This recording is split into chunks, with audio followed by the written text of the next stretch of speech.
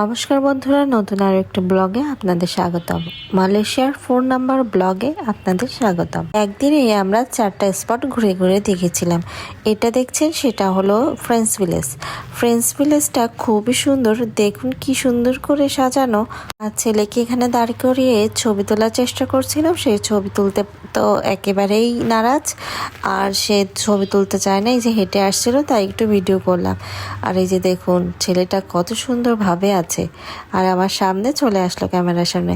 তারপর ওর বাবাকে বললাম ছেলেকে নিয়ে আমি একটু হাঁটছি, একটু ভিডিও করে দাও। ফ্রেন্ডস ভিলেজের এখানে বেশ সুন্দর এলাকা জুড়ে।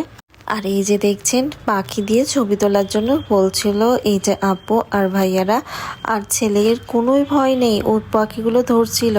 আর এই যে ছবি ভিডিও তুলতে নিষেধ করছে, দেখুন কিভাবে তেড়ে আসছে। আমি তো আর জানতাম না, পরে আর ভিডিও ছবি কিছুই তোলা হয়নি, ছবিটা ওরা যেটা দিয়েছিল সেটাই শেয়ার করেছিলাম। আর ফ্রেন্ডস ভিলেজের ভিতরে যে আমরা একটু ভিডিও করে নিলাম। এই যে আমি একটু ভিডিও করে নিচ্ছিলাম। প্রচণ্ড রোদ আর খুবই গরম মালয়েশিয়াতে। আর সন্ধ্যার দিকে একটু গরম কমে যায়, তবুও গরম লাগে। আর ঠান্ডা ঠান্ডা হয় কারণ বৃষ্টি নামে হুটহাট। আর এখানে খেলনার একটু জায়গা করা ছিল, সেখানে ছেলেকে বসিয়ে কটা ছবি তুলে দিলাম, কারণ ও একা একা তো চলতে পারবে না এই সবে, সেই জন্য আর ওকে চড়ানো হয়নি, কারণ ও ভয় পাবে। সোনা ছেলে আমার এই গাড়ি আর মোটর সাইকেল দেখলে খুবই মজা পায়, কারণ ছেলে মানুষ তো এইসবের প্রতি মানে ওরা আসক্ত। আর হলো এই যে এখানে একটু খেলনার জায়গার মতো করা ছিল, সেখানে আমরা একটু ঘুরে ঘুরে দেখলাম। আর এখানেই 7-11 ছিল, ওখান থেকে আমরা জুস টুস খেয়ে নিয়েছিলাম। আর দুপুরে আর আমাদের খাওয়া হয়নি, এবারেই আমরা ঘুরে ফিরে রাতে খাবো। রুমে যে ফ্রেশ হয়ে রাতে আমরা এই যে বের হয়ে পড়লাম, ওর বাবা আরও বের হয়েছে, তারপর আমিও বের হয়েছি, যে ওদের সাথে একটু ভিডিও করে নিয়েছিলাম। তারপর আমরা খেতে চলে গেলাম আবার বুকিং বিনতাঙে।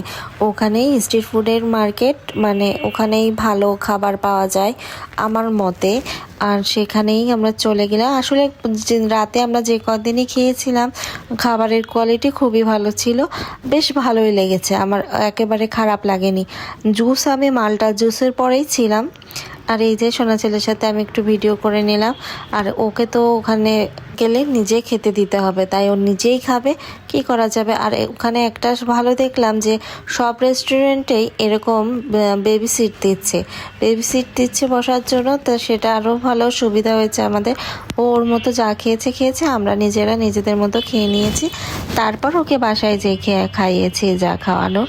আর খাবার কোয়ালিটি অনেকই ভালো ছিল। ফ্রাইড রাইস এখনও মনে পড়লে মনে হচ্ছে যে খেয়ে আসি আবার। যে খাবার কোয়ালিটি খুবই ভালো ছিল, যেরকম চেয়েছিলাম সেরকমই সব কিছু ছিল।